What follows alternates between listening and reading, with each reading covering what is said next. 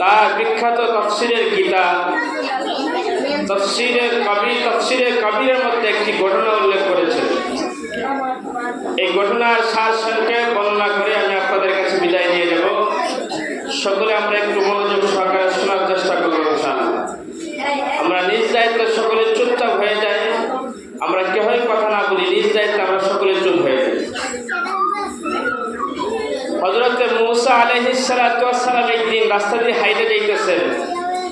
একটা কবরের পাশে যাওয়ার পরে দেখতে পাইলেন একটা কবরের মধ্যে আযাব হইতেছে। কবরের মধ্যে কি হইতেছে? আযাব, শাস্তি হইতেছে। তিনি কাজ শেষ করে যখন আবার ওই কবরের পার দিয়ে আসতেছিলেন, আল্লাহ তাআলা নবী রাসূলকে কবর আযাব দেখান, অন্য কোনো মানুষদেরকে কবর আযাব বুঝতে দেন না। নবী রাসূলকে দেখান কেন? তারা যেন তাদের উম্মতদেরকে বুঝাইতে পারে যে কবরের আযাব হয়, শাস্তি হয়, এই জিনিসটা যেন বুঝাইতে পারে। হযরত মূসা আলাইহিস সালাতু ওয়াস সালাম যখন ওই কবরের পাশ দিয়ে যাইতেছিলেন, তখন দেখলেন একটা কবরের মধ্যে আযাব হইতেছে, শাস্তি হইতেছে। হযরত মূসা আলাইহিস সালাতু ওয়াস সালাম বুঝতে পারলেন এই কবরটার লোক জানি আছে, উনি মহাবিপদে আছে। মূসা আলাইহিস সালাতু ওয়াস সালাম উনি তার নিজের কাজে চলে গেলেন। কাজের থেকে ফিরে আসার পর আবার ওই কবরের উপর দিয়ে যখন আসতেছিলেন, ওই কবরের উপর আসার পথে দেখলেন ওই কবরে আযাব বন্ধ হয়ে গেল, ওই কবরে আর আযাব নাই।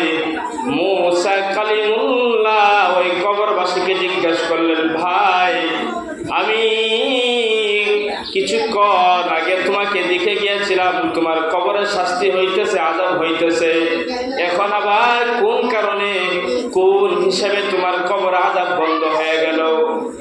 ওই কবরের বাসিন্দা বলে, ভাই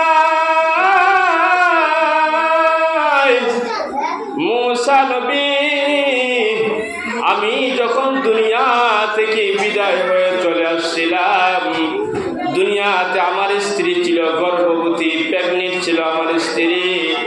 আমার গর্ভবতী সন্তান যখন দুনিয়াতে আসলো, মক্তবে যখন তার দেওয়ার বয়স হয়ে গেল, আমার সন্তানটাকে আমার স্ত্রী মক্তবে দিয়ে আসছে, আর হুজুরে তাকে বিসমিল্লাহির রহমানির রহিম বলে সবক দিয়েছে। আল্লাহ রহমান রহিম নামে সবক যখন দিলেন, আল্লাহ তাআলা আমার দায়িত্ব আযাবের ফেরেশতাদেরকে আল্লাহ হুকুম করলেন, এ ফেরেশতারা তোমরা থেমে যাও, কারণ ওই লোকের সন্তান দুনিয়াতে সন্তানকে রাইখা আসছিল, ওই সন্তান আমার নামে রহমান রহিম নামে সে মক্তবে পড়া শুরু করে দিয়েছে।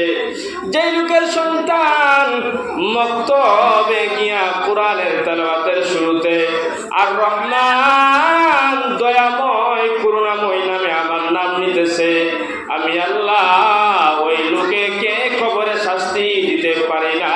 এই জন্য আল্লাহ তাআলা আমার আযাবের ফেরেশতাকে শাস্তি দিতে নিষেধ করেছে। বলেন সুবহানাল্লাহ।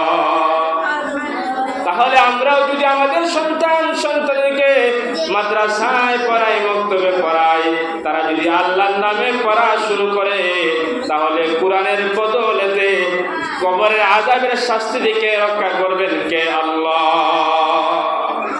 এই জন্য একজন কবি বলেন,